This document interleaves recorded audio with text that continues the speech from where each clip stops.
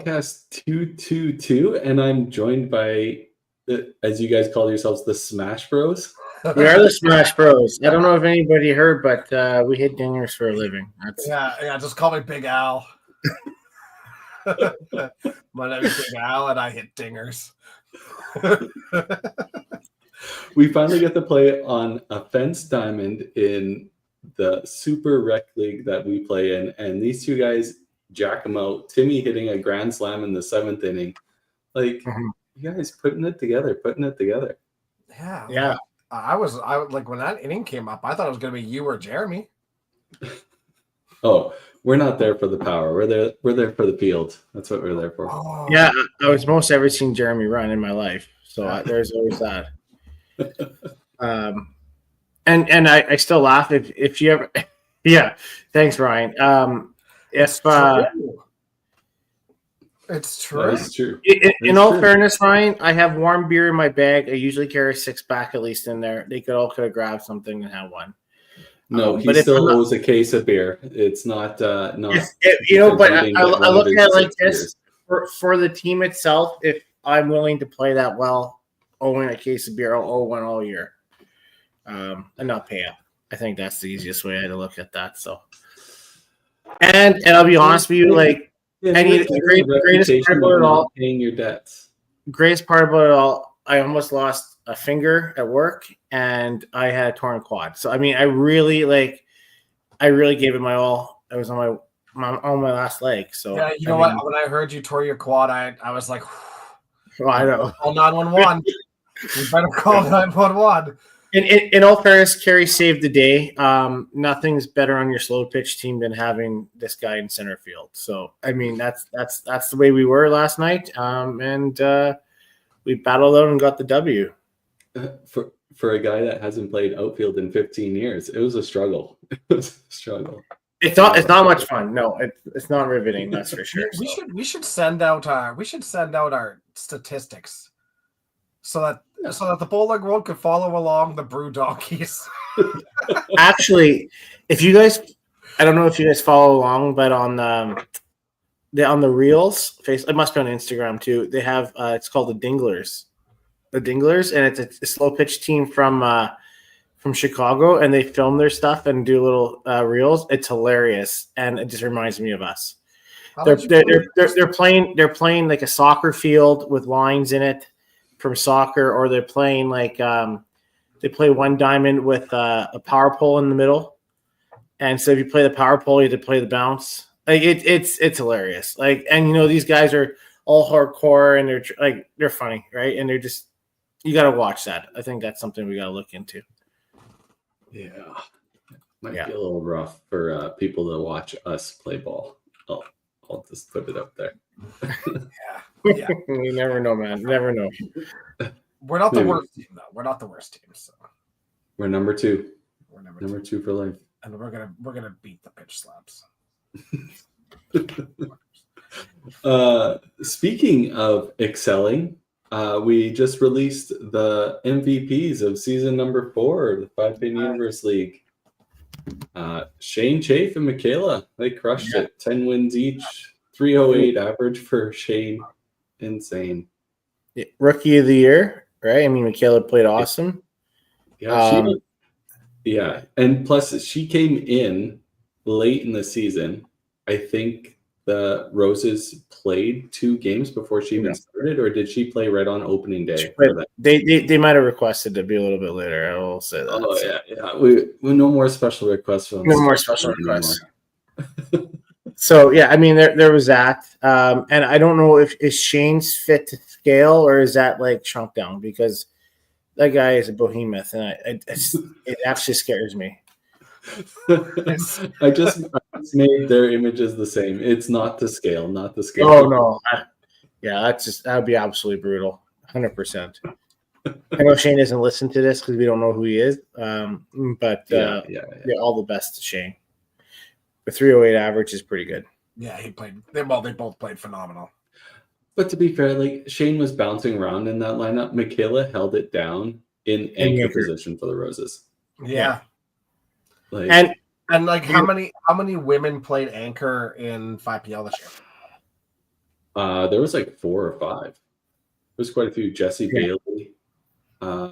Sorry, I can't remember all the top. Or But obviously, winning an MVP doesn't win you championships. Let's remember that, right? So that's fair. Yeah, that's just a regular season stat. perennial, playoff teams, perennial, third place finishers. Yeah, you're pretty brave to shit talk when we've missed playoffs the last 2 years.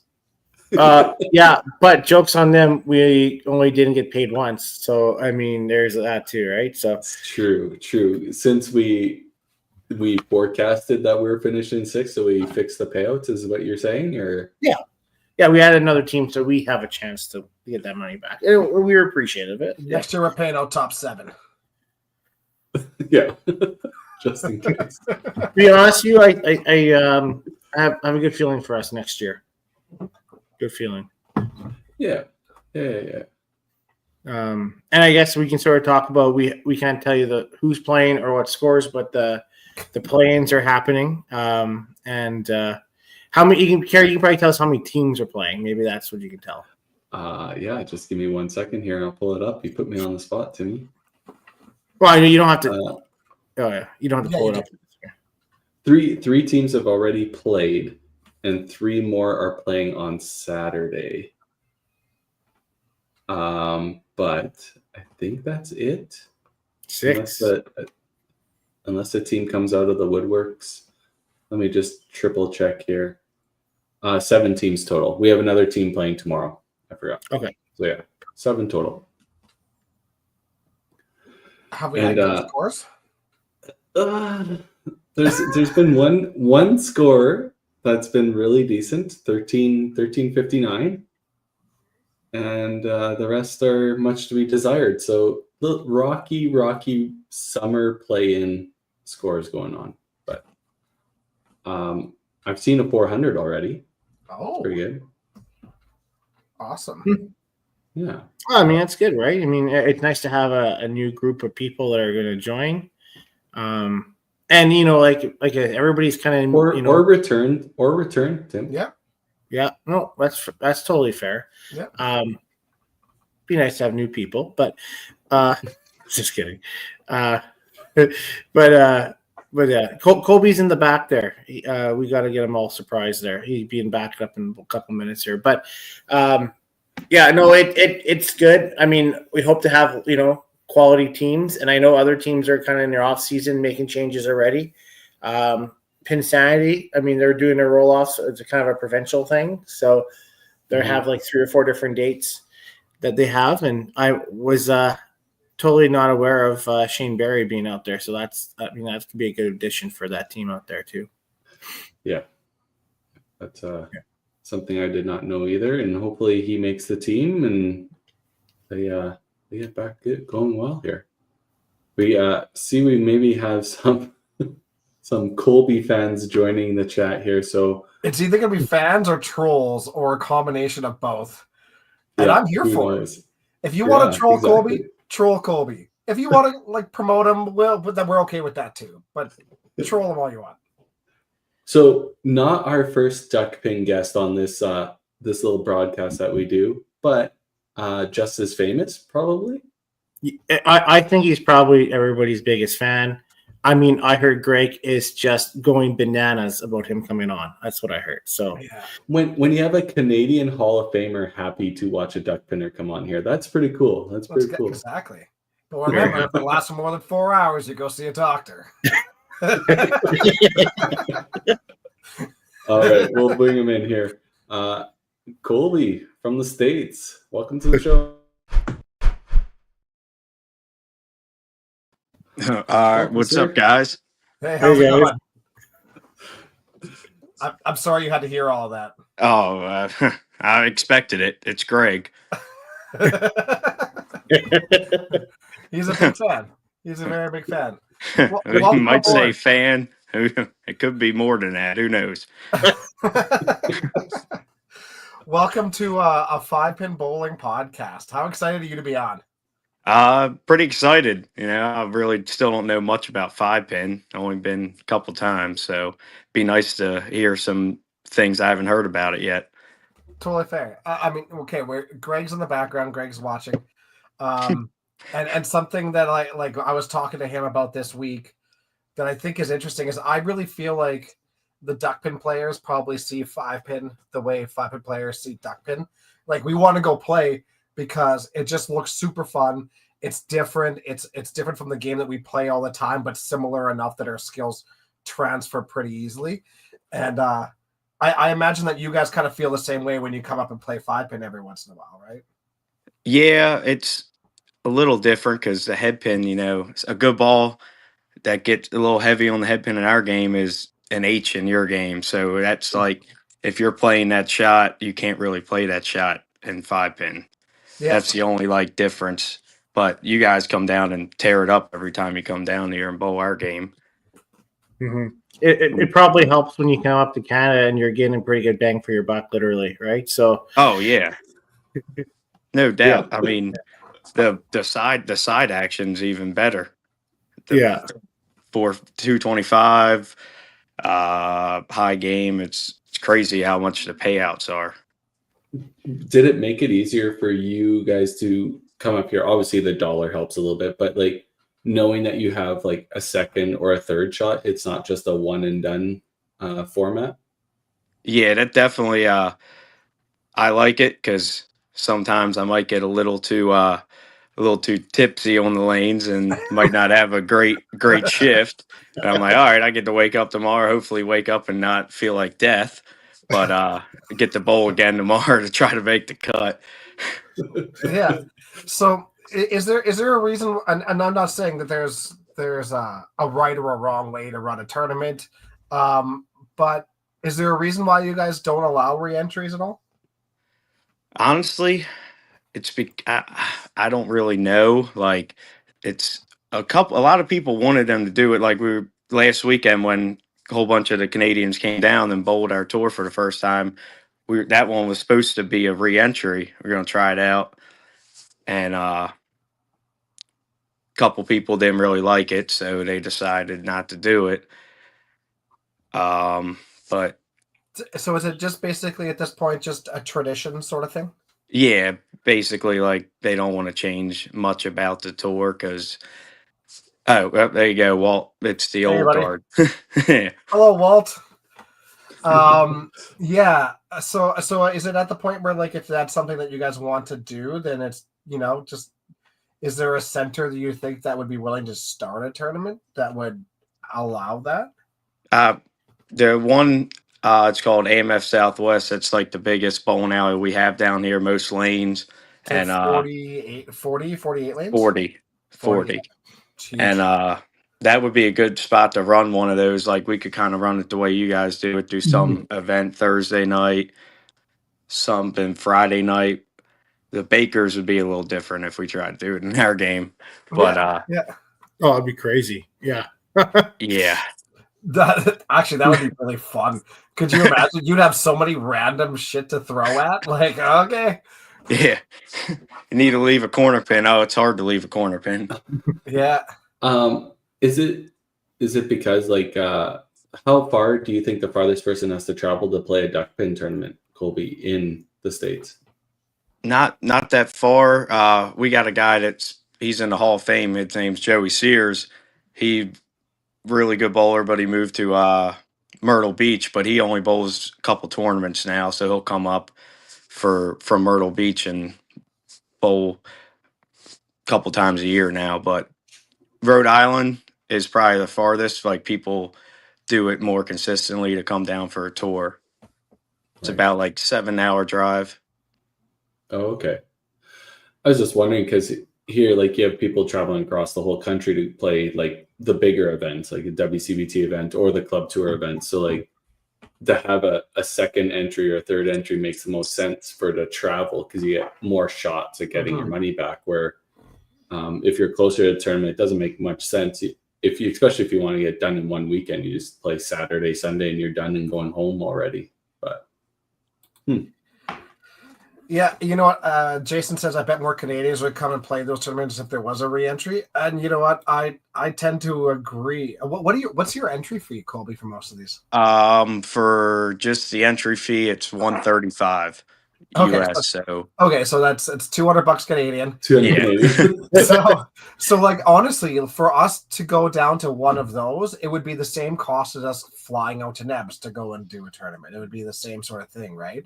right. So I bet you a lot of us would go, but like exactly what Ryan is saying here, driving 14 hours for one shot is just kind of Yeah. out the window for us. But I mean, if you look at our WCBT events, we usually have about a 1.7 re-entry rate. So if you have like 100 people, you're looking at usually 170 entries. I mean that's a substantial amount of prize money. Like that's a Right. huge amount of prize money added to it, right? Yeah, that's I want to do the reentry, maybe get more same thing, get more money in the prize fund, but like we struggle to get entries now. We got to try. I want to try something to get the game growing back. Like Yeah. get more entries. Try can't hurt to try something. This It was fit the so first 4 day. months ago. So 4 months ago. Yeah. Yeah. Yeah, honestly, maybe that's what it is. Maybe you don't have to change any of the tournaments, but if there's a place that's willing to like start one like that and try something different, I don't think there's anything to lose, right? And then Right. if it works out, great. Like I bet you a bunch of us would go down to do it, especially since your pro season is our off season. Right. Yeah. It's like we have a tournament almost every weekend in the summer where you guys have like one or two. Yeah. If we're lucky, yeah. Yeah. Yeah. Maybe that's something we can discuss a little bit. What's the difference between the tuck pin tour and the pop wooden tour? So the duck pin tour is it's all scratch, like you're bowling somebody head to head, no handicap. The pop witten's the same thing, but they have a POA division. So like they'll take 30 scratch and an 18 POA. So if you're in the top 18 pins over your average for the 6-game qualifying, you would be in that division. But then if you make it out of your division, you go to the bracket with regular head-to-head scratch bowlers. How do they determine your average? Is it based on your Pop Witten average, or is that like a league average that they use? So when you first go on, they'll use like your composite if you bowled in more than one league average. But then after you bowl a couple, you'll get your Pop Witten average, and it'll go up and down each stop. The most you can go down is 5 pins after like one stop. Okay. Yeah. So we have a 10-pin drop rule for a lot of ours. That makes a lot of sense. Yeah. Yep. That just eliminates the sandbagging. Yeah. Well, it helps reduce the sandbagging. Yeah, exactly. Is that a term in duckpin? Same exact term. Awesome, good. It's the same exact term. Yeah, I wasn't sure. Okay, that's good to know. Cool. Let's talk a little bit about you. Where do we want to start? Okay, let's just start. How did you get into bowling? Did it have to do with your dad? Yeah, my mom and dad have bowled their whole lives almost, and they met in a bowling alley. So when I was a kid, like I'd always go to tournaments, league nights with them. I'll be playing in the back, asking them for dollars every 5 minutes to go play a game machine, and then say about like 3 or 4 years old, I got into bowling, and it's been almost 20 years now. Awesome. What's your home center? Growing up, my home center was at AMF Southwest Place. Okay. And then now we bowled at Dundalk, and it's like 25-minute drive, but 50 now with the bridge being down. Oh, right. Oh, right. Yeah. And so we bowled there. Now this year we're doing 2 at a bowling alley called Pinland, which it's right by that Dundalk place. So that'll be a nice drive every Monday and Wednesday night. Yeah. Do you guys have like a good youth program in Duckman? We do. It's not. It's dropping year by year. Like it's The getting. same as Duckman, yeah. Yeah. It's we just had our national tournament for the youth league this past weekend. So that's like kids that they bowl your states. Usually it's our Easter weekend, and you go if your team wins your division, you all go to nationals. So like Friday night they did a pro-am, so a whole bunch of the pros went and bowled with the kids. But that's like the only big youth tournament around now. Fair. How many states have it? Just Maryland, Connecticut, and Rhode Island. Really? Youth Virginia used to have it, but all the bowling alleys down there closed. Yeah, that's fair. I mean, even 5-pin, like we used to have it out in like New Brunswick and those places too, and a lot in Nova Scotia, and they've all shut down too. So there's like one left in New Brunswick, and people from Nova Scotia will like drive there once a month to go bowl a league and drive back. And yeah, it's the small ball is getting tougher. Although we've seen growth in things. We've seen growth in some things and then less growth in others, or a downfall in others. But yeah, similar. I agree. Kind of brings me to my next question, a little bit off topic here, but Greg was telling me that when you guys, because you talk about centers, things are getting smaller, less people. Obviously, there's probably some center closures, same as us on our end. But your machines, there's not a lot of parts for the machines. No, right? not anymore. And we can't really find anybody that like can make them. Right. So he said when you guys practice or warm up, is no pins on the deck. Yeah. So like in the tour, so a couple of the people that came down, they didn't practice on Friday. So their first actual ball with pins counted. They're like, oh, this is going to be fun. I like that, actually. I mean, I get it. I mean, that makes sense. So what are there newer machines that you can change to, or like what happens when you guys run out of parts? I got a feeling it's going to go to. We might have to go to string pins. Yeah. And I really don't want that to happen, but the way it's going, it might have to be that in the next 5 to 10 years. So, from a 5-pin standpoint, obviously there was like a huge pushback for that back in the day too.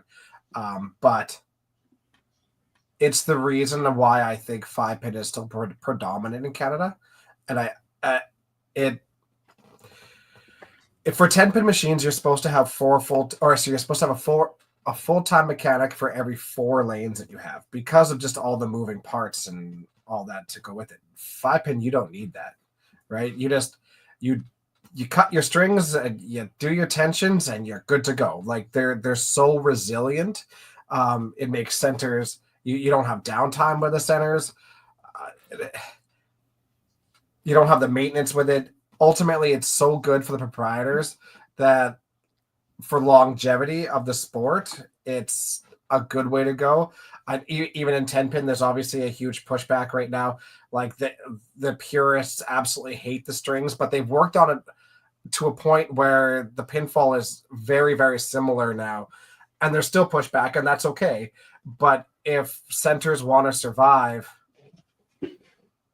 reducing the cost of reducing the maintenance is definitely one way of doing it. I worry about the pin splash like on string machines. I think like it's one thing for 10-pin with the size of the pins and whatnot. It'd be like duck pin's chaos. Things are flying everywhere, back and forth across the deck, and having some strings in there. I don't know. Like you're right, Colby. Well, like it would totally change.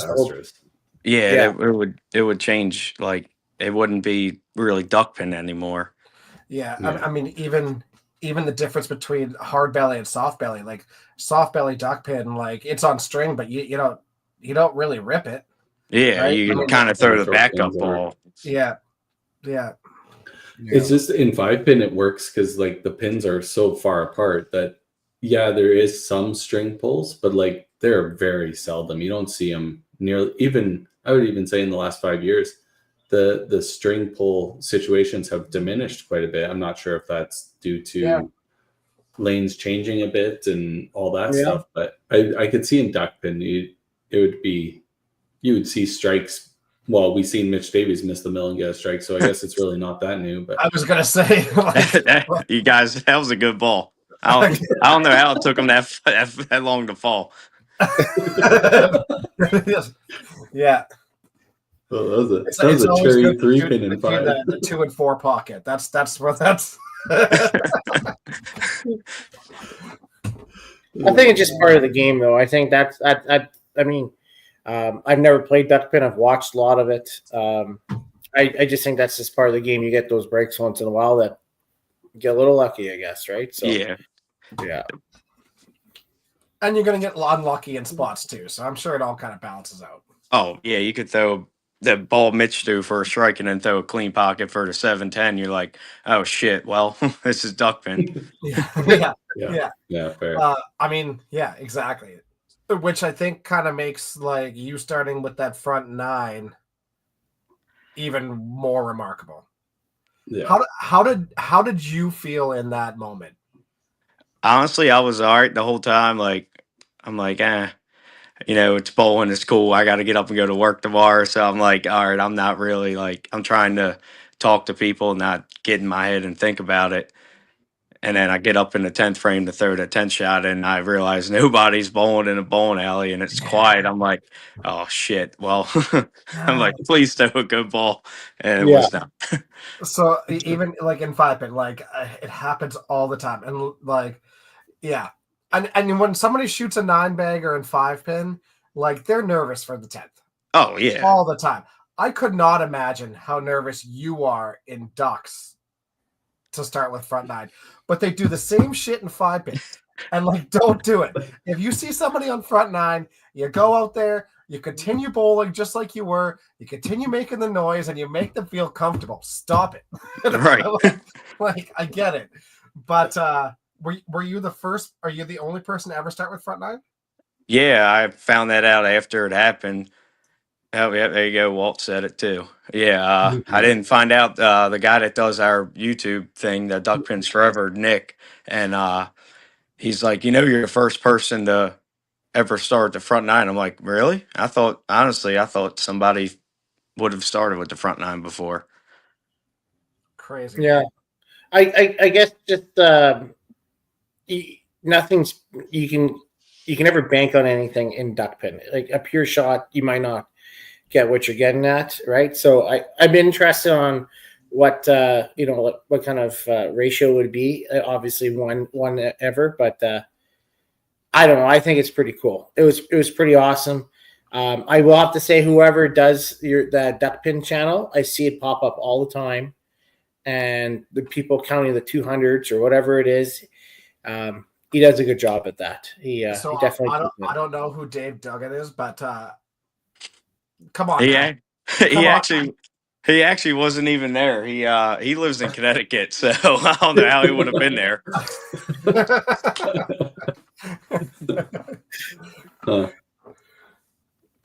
So obviously, Colby, like I've heard some rumors that you unfortunately don't have a star yet, but you've won high average 3 years in a row. The bowler of the year, basically the same. And then the 3, I've won bowler of the year 3 times in the tour in a row, right? And don't have a star, so like just match play. It's just funny as shit. Yeah. Is that just due to like running into a hot player in match play or having a dog game and you just can't get past getting to that final spot?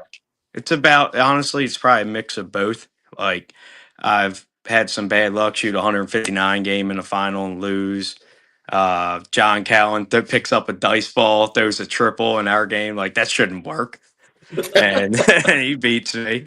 And then there I've had a couple games where, you get a little amped up because you haven't won yet and you want to win and start throwing the ball a little hard and leave a couple splits. There you go, Greg. He almost had it. Yeah. For sure. I think you get a little lucky. I think that happens, right? It's sometimes luck of the draw. Like you said, like good break, bad break.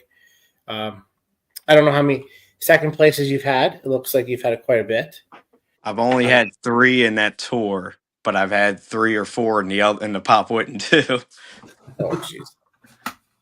Yeah. Huh. Yeah, you definitely need some luck. Obviously, it's the same thing in 5-pin. There's been a lot of players that don't get the title. They've been second place, third place. You just run into a hot player and it just happens, right? But that's pretty astonishing. Like I just pulled up the Duckpin Pro Tour page here, and like you're sitting third in average, 2 average points behind the leader, but you got 49 games to their 13. Like it's insane. Greg is right behind you though with 15 games. So like Greg's obviously becoming a professional Duckpin player now, or Yeah, that was I didn't even know he was coming down until we actually got down here. He sends me a picture. He's at White Oak on Thursday. I'm like, what the fuck are you doing here? Like, he told me you weren't coming. And he bowled his first 2 games practice. He shoots like 340 for 2. I'm like, oh, great. Well, that's one spot he's making a cut guaranteed. And he bowled with me and Walt on our lane qualifying. We were right next to like Mitch and all them people, all the other guys, Colton and Dwayne. So it was cool that we got the bowl near them so we could help them out. And like if they needed to know something, we got it. But Greg did really well for his first time. I mean, he lost to a guy that comes up to Canada, John Biederman, who won the Star, his first one. He's 62 years old. Yeah. Oh, really? Yeah, I've seen that. Yeah. That's awesome. Yeah. That's like Giggy winning this year. It's cool that you guys are so supportive of the Canadians going down there too. Like that's awesome. It could, because realistically, it could go either way. You know, either you're gonna be like, yeah, this is great that they're coming down and supporting our tournaments, or be like, stop winning them. Yeah, right. It's like, damn, well, there's four spots already out of the cut. Yeah, all right, we got to beat 14 other people now. Yeah. I'm sure there's been 5 pinners that have said the same thing when Walt started coming up and you started coming up, and they're like, "Well, there goes some of our spots." Like that's I loved watching Walt come up and play Regina and those things, and watching you play Nebs and stuff. I think it's awesome, and like you're so good. Like you're so good. You're so good at 5-pin too. I mean, you went to that year where Hopedale murdered everybody, and you just walked over them. You shot 2,300. Yeah, I think it was something like that. You know, it's easy when you don't know anything about the game. It was my first time up, so I'm like, I'm just there. All right, I wasn't 21, so I'm like, oh man, I get to drink while I bowl. This is great. And yeah, we bowled. That was like Friday morning, and we did the Bakers, and that was I don't know. You guys might have heard stories of that, but I don't even remember throwing a ball the whole time. Those Bakers events get out of hand sometimes. But I imagine like having played duckpin your whole life and knowing that like you're not always going to get the best breaks that you want, going into a center that's super hard like Hopedale was, it's got to be an advantage to you, right? Because your mentality is never going to waver from what it would be with duckpin. So all right, you got a bad break. Who cares? Move on. While other people are probably going to lose their minds a little, you know? Right. Yeah, we like it's weird. Like Hopedale, and it was a lot better. Like this year, it was crazy. The cut went up like over 100 pins, and it was definitely a little easier to play there this year. But yeah, oh, there he is, Sly. I love it. You're getting trashed more by the Canadians than I know it. So Colby, I know you say that you really don't know the game, but is there any difference in your game? You make adjustments when you come up and play 5-pin compared to your I have to. Back here, I throw the ball out like to the arrows. I get it out far. I can't do that up there. I have to lay the ball down, and usually I'm like right at a head pin when I start in our game. But when I bowl 5-pin, I move left and just lay the ball down. Are you aiming for a pocket in 5-pin, like you're trying to get it to cross the head pin, or are you trying to just throw it into the pocket from the left? I'm just trying to hit the head pin. Yeah, fair. Hey, you know what? That's how a lot of us play too. That's how I play. My heart, just hit the head pin. It's probably gonna be an H, but just hit it. Yeah. For me, I'm trying to play an angle where, like, if I get the ball out, it's going to hit the left side. If I lay the ball down, it's going to hit the right side. You're just trying to play to, like, your weaknesses a little bit. And Right. yeah. You guys sharing the Mitch Davies strike in duck pin just doesn't fare well in 5-pin. You gotta hit the middle of the strike in 5-pin. So I totally understand aiming. Yeah, the left 3-pin bomb does not exist in 5-pin. Yeah, that's a good ball in 5-pin too. So we've seen obviously the left 3-pin a few times, that's for sure. Yeah. Obviously, picking your wood and sparing in duck pin is a pretty key thing compared to probably 5-pin. Strikes win in 5-pin, spares and that obviously. So it's a different thing for Mitch for sure. Pinners are winners. Yeah, pinners are winners when it comes to duck pin, probably. Yeah, big time. Like, the strikes don't add up as much as, like, you could be down 45 in 5-pin. That's a triple, but you're down 45 in duck pin. You need a 4-bagger, 5-bagger. Yeah, pack your shit up. Yeah. Yeah.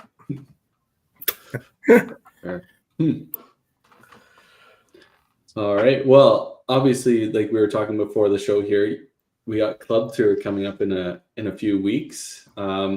Is there a big group of you guys coming up again, Colby? What's going on with that? Yeah, it's we got most of the same people that always come up. John Biederman, Michael Weaver, Walt, myself, my dad.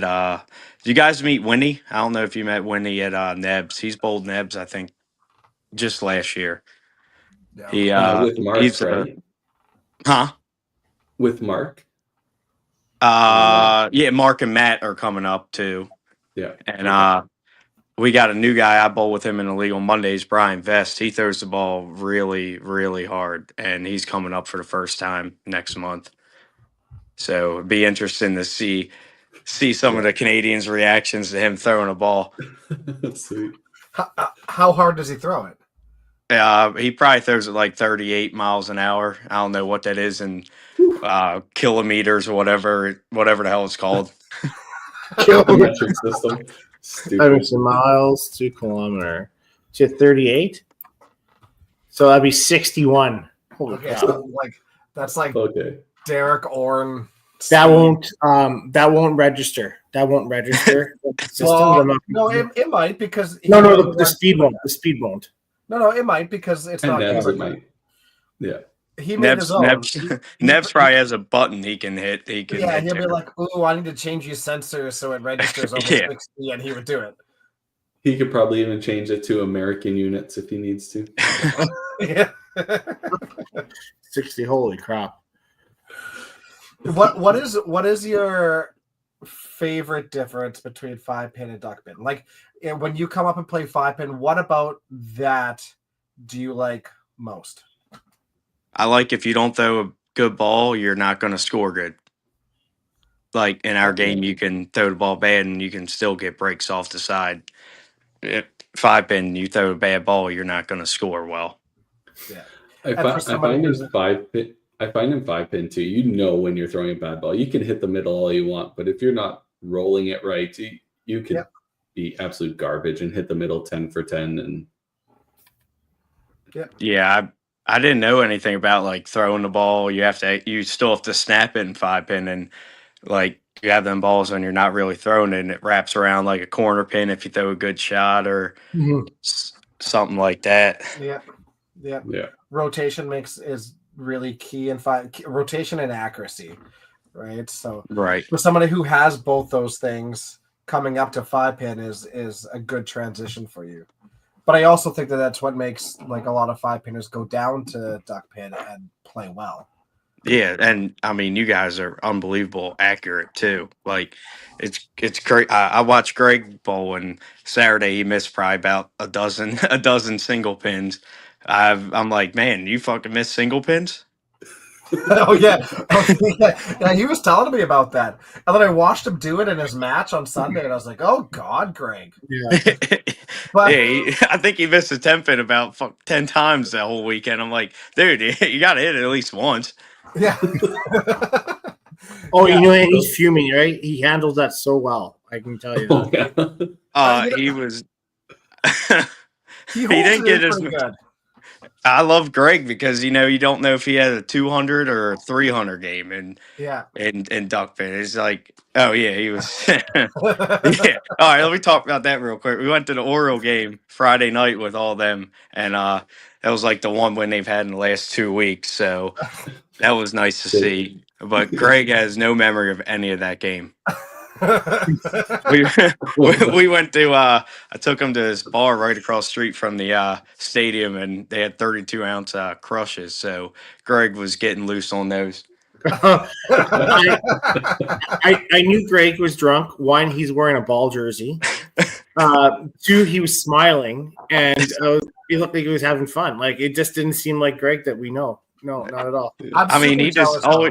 he needed a Band-Aid on his cheek. He would have looked like Nelly back in the day if the way he had his hat too. Yeah, Oh, love it. I've never seen him wear a hat ever. Oh took- god, probably a flat for him too. Love it. That's awesome. I'm jealous because I want to get to that yard so bad. Well, we got to get that re-entry tournament so more you guys can come down, and then we can go to. Honestly, I promise you, if you do it, they will come, and by they I mean me. Like Dexter's thinking jumping on a 3-day train trip just to go to Timmins, so I'm sure he can book a Dude, you flight gotta go to go. Timmins, man. That was an experience. I'll tell you that. Yeah. How many airports did you go to? We only went to Toronto and then to Timmins. I mean, that wasn't even an airport. I'm like, are we in a warehouse or something? When I walked in there, there's 2 terminals. I'm like, oh, great, this is good. We just had a plane had a plane crash on Monday, and I'm getting in one of these ones with the propellers or whatever the hell they're called. It's You can a see them. cargo bay for And I all was the like, oh, God, fentanyl this- that we're flying back and forth to the States. We left. We were supposed to leave Thursday like 10 in the morning. We don't land in Toronto till 5. And as soon as we landed, it says your flight to Timmins have been rebooked till Sunday. I'm like, well, that's not going to work. We couldn't get out of Toronto to come back here until like Sunday or Monday. So we've been stuck in Toronto. Luckily, Mike Herbert was driving up Friday morning, and we drove up with him. Perfect. Oh wow. And then we didn't fly out till Wednesday. So we were supposed to fly out Monday, didn't fly out till Wednesday. Jesus Frickin' Christ. Timmins. And there's nothing to do in the winter in Timmins. No. There's nothing to do in the summer either. Don't worry about that. Except go to the club, but I had enough of that Friday and Saturday night. I can't imagine what the club in Timmins would be like. I'm sorry, like it doesn't seem like. I kind of remember what it looked like. I don't remember leaving, but Yeah. Oh, Timmins. No. that place, that was wild bowling there. I mean, that cut was stupid. I had like 21.90, and I'm like, I had to bowl with second shift. I didn't think I was going to make it. It's like I think the scoring's Pinball's good really there. good there. Yeah. Yeah. There's I no wonder. doubt. I wonder with Regina shutting the doors and what's gonna. I'm not 100% sure what's happening with things in the background there. But I mean, if there isn't one that replaces it at that time period, I wonder what that does for Timmins. Right? Yeah, Like it's since there more won't be entries. another big tournament around it. Yeah, Timmins might be massive. It's just Yeah, I'm hard really- to get to. Yeah. Party train. I'm kind of upset about the Regina. That's the place I wanted to go out when I first go out to Western. Yeah. I'm like, Yeah. man, I wanted to try that place because I remember growing up, I'd watch when Walt would go out there. I'd watch every time he went out there, and I'd see all you guys bowling on there. Mhm. Like, man, this place looks crazy. Come to TPC. Pinball is so gross. It's Regina is one of the most pure houses, I would say. Like you don't get a lot of crazy kicks, you don't get a lot of everything. It's just Gold Mile has a really pure shot for all skills. So I mean that's cool, right? And I know as soon as Walt came in there, he just was lighting it up like it was no big deal. Yeah, old veteran, like he's played poker his whole life. As long as he's not a Hopedale and his ball don't make it up the ball return like every frame in the final match. That was funny as shit. He's bowling Bob Bukaj and his ball didn't make it up the ball return like every frame in the final. It was funny as shit. You know what? I love that. Like, you just think that's funny, whereas like most of us here would just lose their freaking minds. you know. Let's fix it already. The ball's history. A damn American ball. What was it, an illegal 5-inch like 314 or what? I don't know what it was. It might have been. Yeah, it might have. It was a 4-inch. It was a 4-inch. Like 4 7/8. Oh, all right. Colby, I'm doing some work when it comes to balls and weights and stuff like that. It's kind of crazy that no. And duckpin, all you have to do is be in a certain size and weight, and you can basically create your own bowling ball, or so to speak, and it'd be approved. It just you can use it, can't you? Something similar to that. Is there there's no approval process, right? So yeah, definitely. I think you can do it. I want to make a metal duck pin ball. I'll know. Actually, I'll know if that would work. Probably got to meet a certain weight. I would certain assume. weight. It's similar to the 5-pin. It has to be within the certain 5-pin kind of diameter and weight sizes. Yeah, like we can't go over a 5-inch and then 312. Is that the same? Yeah, same. Okay. That's the same. Do you guys have a weight minimum? No. No, okay. Yeah, there's some I would people assume that you are don't like, want to throw anything super light though, because it just bounce. yeah, off the it would pins. bounce. You wouldn't hit many pins down. Like growing up, I threw like a 2-pound 6-ounce ball, but I mean, that was all I could throw. You had a candle pin ball. Yeah, right. Yeah, that's exactly what that is. That's a candle pin ball. That's crazy. We need to have a center open up that's got 5-pin, 10-pin, duck pin, and candle pin. Oh, I did not see that coming. That's funny as shit. I'm glad Colby saw it for the first time. That's great. You know what the best part is like after he does that, he decides he's going to step over it again. Like what? It did. Like it didn't work the first time. What do you think would happen the second time? It didn't happen. It just didn't happen. We're fine. Thanks, guys. Yeah, no problem. It was a request. Yeah. But anyways, yes. So it would be different to see the ball difference. Like if you were able to make something similar and just bring it along, right? So, but there's so many different balls when it comes to duck pin.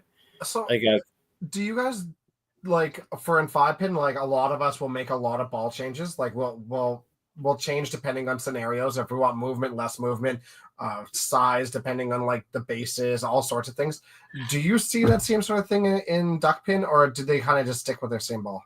Oh, it's the same in duck pin. Like yeah, there's been times like I'll have 180 game and then I'll rip the middle or leave 2 splits to start the next game, and I switch balls like just to get.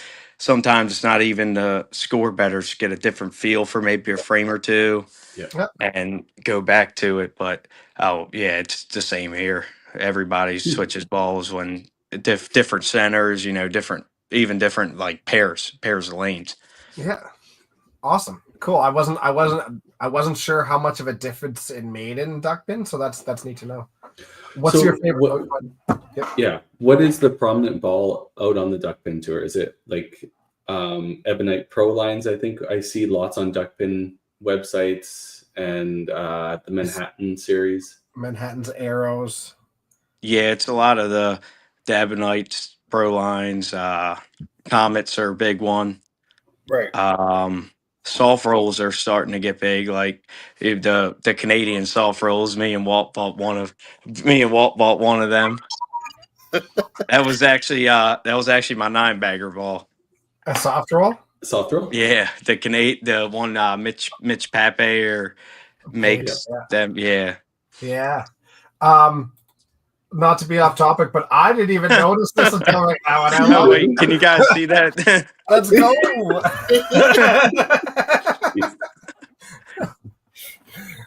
I love it. I love it. Yeah, that's funny. Use a Canadian ball to be the first guy ever to throw 9-bagger from the gun. So the only ball that has ever been thrown for a 9-bagger from the gun is a Canadian ball. Yeah, I didn't, we got it like 2 years ago and I never threw it first. Like I would just go for like a third ball shot. And I'm second game I'm bowling and I make a spare in the 10th and throw my count ball. My first ball never came back. So I picked it up and threw a strike and I'm like, oh, that looked all right. And then 9-bagger. Jesus. Wow. Well, you need to talk to Mitch and get Soft Roll to advertise that, and then they'll get into the duck pin 100%. scene. Yeah. Oh shit! I didn't know that. He came down like 2 months ago in bowled our tour. He came in second. Oh, nice. Crazy. Oh, crap. Yeah. Yeah. See, you got to get in that market. Maybe make a little commish off of them. See. Yeah, But it's Canadian dollar commission, so it's probably not great. But like, I get my tab paid for on the club tour weekend. there you go. Oh God, probably not. That sounds expensive. But so obviously comments are like a newer bowling ball, right? But like, I mean, Manhattans, Ebonites, all of those haven't been made in forever. Like I throw some Manhattans, I throw some Comanches, and I don't think either of those have been made since the 70s, right? Yeah, I wasn't born in the 70s, so. Neither was I. Thank you very much. Oh, wait, you weren't? yeah, get out of here. Get out of here. But like, yeah, they're definitely. There's got to be like limited stock as to what's out there for things at this point. Yeah, there's not really come in because soft rolls will be kind of like a Manhattan in a way.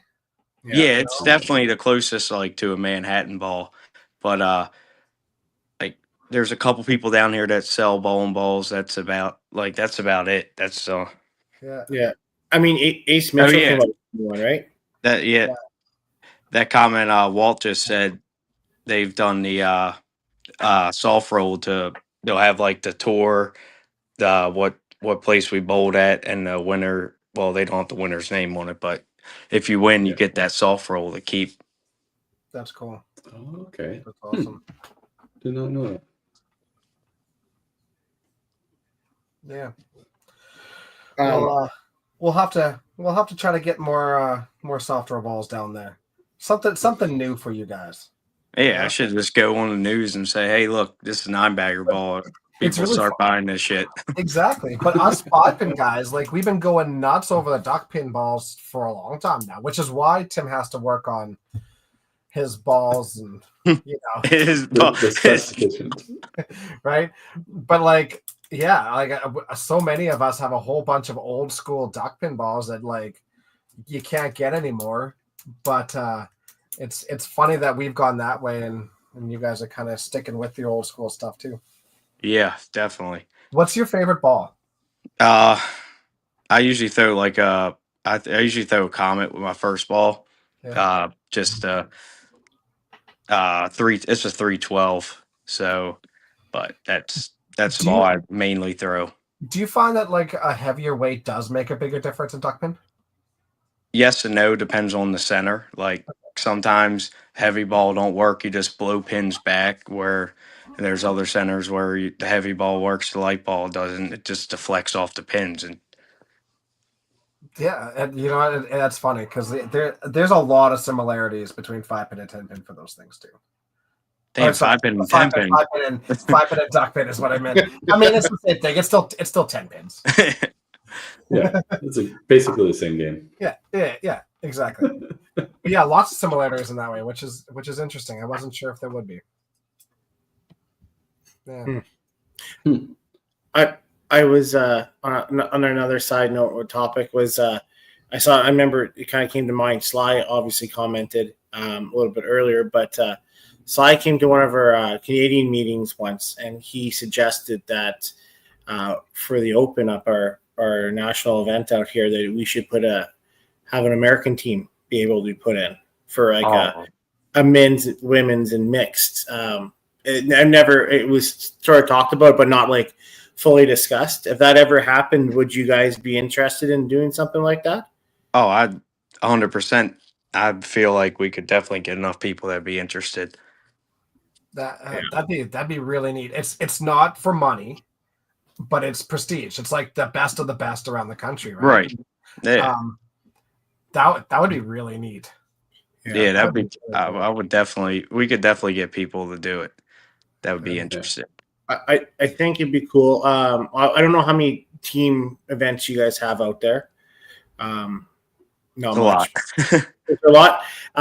With the Open, for example, I don't know if it works for you guys, but we do a 6-player team event. So if you're playing 5, you have 5 in the starting lineup, but you have a coach that's able to make a pull. Right. Halfway during the game. So, for example, like most of the time, I'm on the bench because I suck. Or players. I thought it was because you got hit with a mop. Oh yeah, post concussion, yeah. But you're able to make those changes out there. Do you guys have something similar like that out in Duckpin? Not at all. The most like we have team tournaments. The summer there's one in June, August, and then there's one in September, July. It's there's a team tournament like probably 7 out of the 12 months. And it's usually just a weekend, like either Friday, Saturday, Sunday, or Saturday all day and then Sunday. But the most we do is 5-man teams, and that's only 2 tournaments out of the year. And it's just you're bowling. That's your team for the weekend. You get to pick who you bowl with, obviously, but yeah, neat. Those are the best. Those are the best. There's a lot of drinking that weekend. I would love to see that happen. That would be awesome. It'd be cool to have like a USA team at that. And then you could call it a World Team Championship, and then it actually it really would be. Yeah. Yeah, I mean, get one from each state. We have one from each province. There's only 3 states that have it, right? You said, yeah, that wouldn't be bad. Instead of doing 3 times through the rotation, you do 2. But Timmy, get on it. That's your job now. That would be awesome. All right, Tim, let's go. Yeah. You know what? It's hands off. This is a really good point, though. And so 5-Pin lost a lot of funding from Sport Canada because 5-Pin is not a world tournament. It's not international. Yeah, it's not an international sport, but that might change it. Mm-hmm. Interesting. Yeah, that would consider, Tim. Something to consider. I honestly, I think for like for scheduling purposes, yeah. Whatever. Get that fucking guy off here. Hey, it's hard. He's 8 beers in. You don't know what he's doing right now. No, I'm surprised he knows how to type by this point. Yeah. Well, his wife's not there, so he's probably at work. He's at work. Yeah. But I think that we have 11 provinces and territories that play on certain events, so it kind of gives you like an even amount, right? So that would make it a little bit easier, probably, instead of having to buy, right? Yeah. On that end, yeah. Oh, he's at work, even better. I just did that.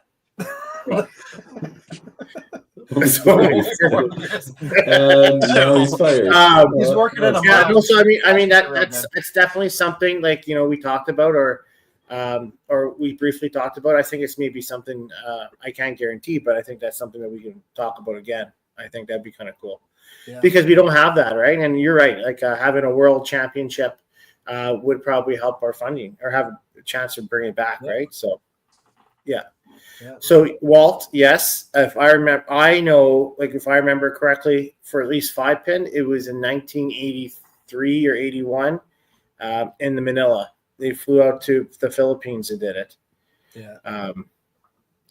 It was way before I think all our time. Well, not Kerry's time, but the rest of us. Hey, Is that wrong though? It was before. It was before I was born. Well, it was 83. It was 83. When's your birthday? You said 83 or 81. So When's your birthday? You're half correct. Let's move on. Let's move on.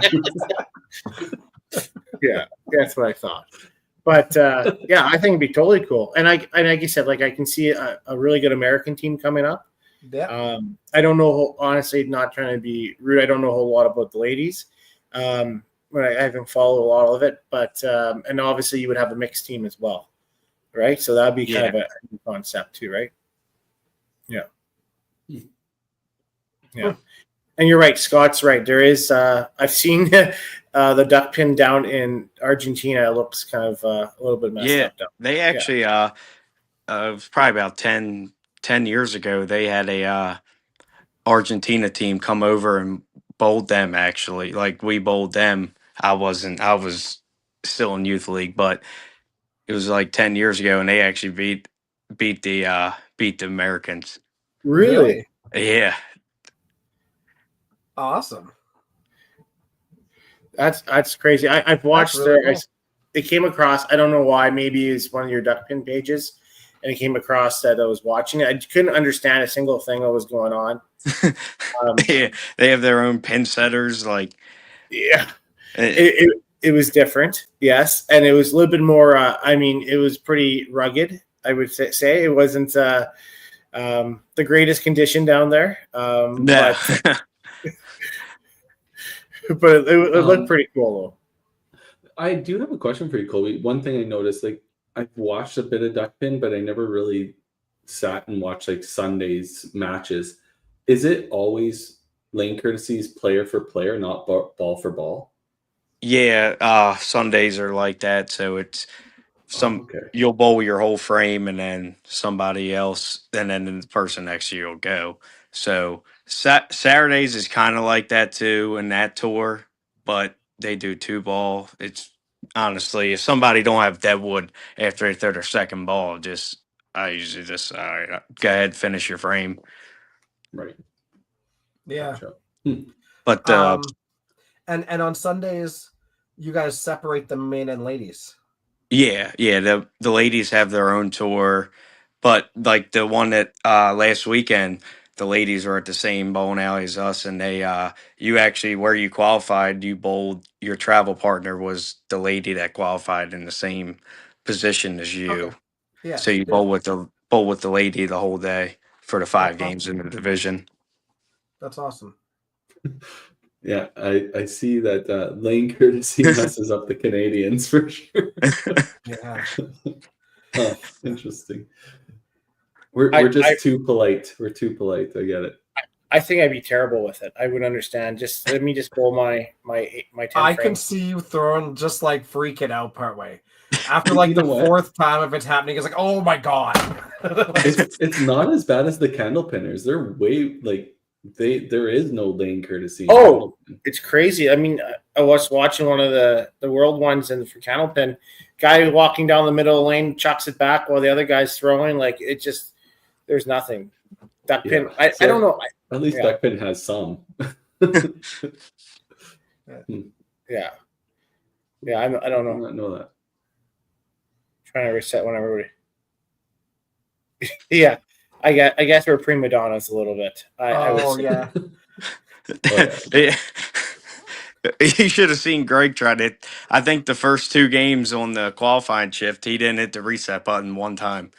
Every time I had to, I'm like, "Hey, Greg, we hit reset in this game." Oh shit.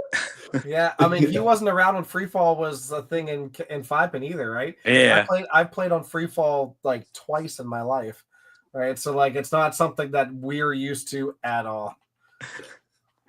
Gilardi cut her off. Typical Dwayne. Weird. Hey, he got to go down and see his favorite person. He got to go see Trump at the White House. He was happy that weekend. Yeah. Oh man. Yeah. Yeah. Never mind. Okay, Greg, I was giving you a free out, okay? I was giving you a free out, and you decided just to be dumb. Yeah. Damn, Greg, you grew up there? What are you? What was that, 45 years ago? Mustache, yes. He's got the porn stash going. He's gonna like a walk. He's gonna walk into Nebs and be like, "Hey, anybody wants some free mustache rides?" To be honest with you, if I didn't know that he was a nurse or in the medical field, I think he'd be a mall cop, 100%. Like, Isn't Paul Blart if he was like 100 pounds lighter? Jesus. Greg Blart. Okay, all right. Let's get off the roasting Greg train. poor guy. Sorry, he's got his pants off right now. We're good. Yeah, don't worry, he's up for this joke. It's okay. This podcast done. Yeah, pretty much. Oh man. You are the one that shared this on Facebook, Greg. This is all this you. is all your fault, man. Oh, I love it. All right. Well, we are over our hour, but Colby, thank you very much for coming on and doing a Canadian podcast for like cheap money. You volunteered your American time to us, so thank God. We could never afford you. Yeah. Appreciate it. I can't wait to see you at the club tour again. Are you planning on coming up and making any other appearances besides the Oshawa tournament? Yeah, we'll do Hopedale again, and Walt actually booked a hotel for Timmins already, so looks like we're going to Timmins again. What I heard maybe Beef Bowl? Maybe Beef Bowl. It's gonna be tough to get there, but I'm trying. Oh, Yeah, that'd be awesome. People. I want to go there. I see they have bulls outside the bowling alley or something. Yeah. Oh, They yeah. sure do. They bet on where they shit. They Oh, literally bet on the square that they shit in. I like that. I thought you might. Always great chatting with you, man. It's been fun. I lost you. All right. Can you hear me? Yeah. I can't hear you guys. Yeah. Okay. We'll see you later. Wait, good. All right, I'm back. Appreciate you coming on, buddy. Yeah, thank you Have a guys great for having me. Always See- a pleasure. For sure. See everybody else. Bye. Bye, everybody. Really.